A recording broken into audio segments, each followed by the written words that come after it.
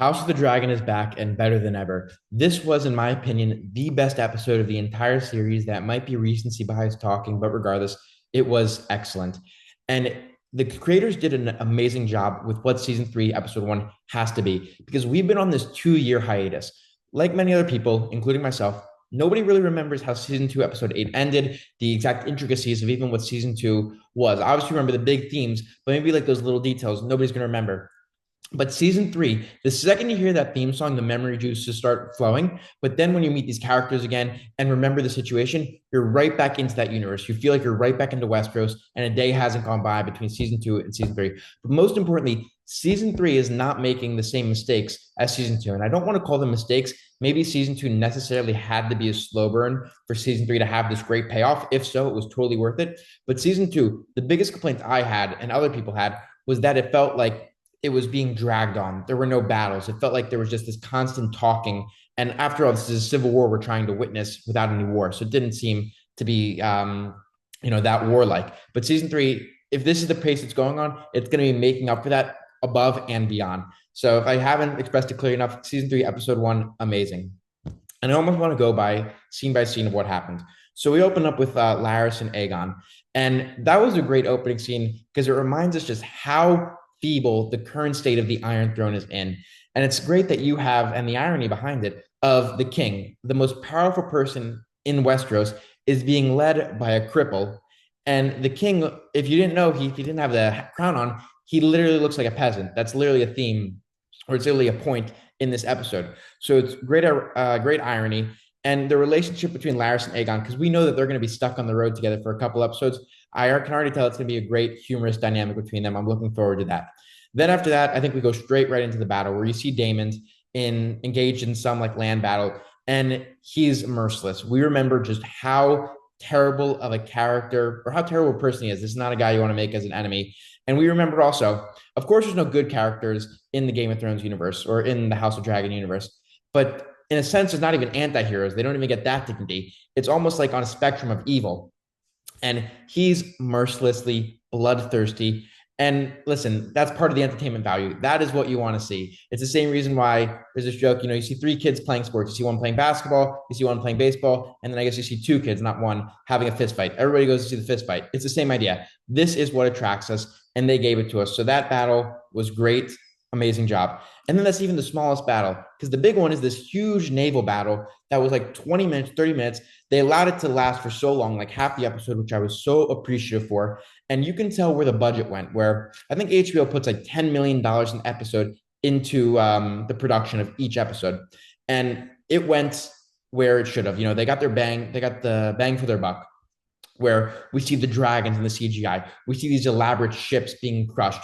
We see like these huge armies fighting each other, these huge armadas, I should perhaps say, fighting each other. And it was great. So that naval battle was amazing. And then the end of it reminds us where we are in terms of television, where no character is safe.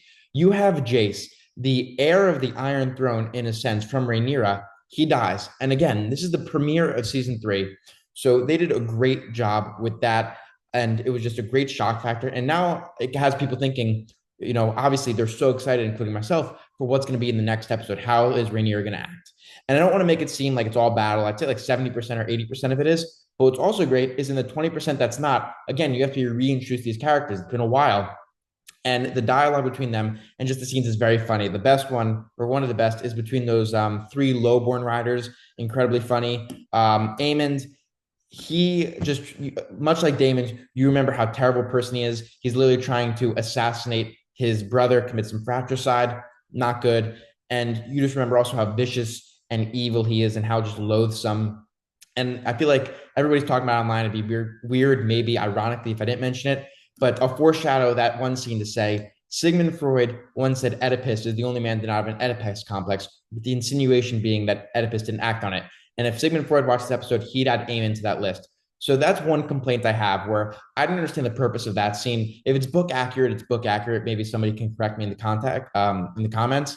But I just don't see the progression and what's the purpose of that is, except to shock us. And you don't need to shock us when you have dragons breathing fire on people, fighting with swords, shooting cannons. HBO, you already have enough shock. I'm already engaged. We didn't need that. My only other complaint was with the character Reina. She was so annoying. She had like 10 minutes of screen time. I honestly wanted her. I shouldn't. No, no, it's a character. I wanted her to die in the show, of course, because she's playing How to Train Your Dragon. There's already an entire franchise dedicated to that. She's in the wrong universe.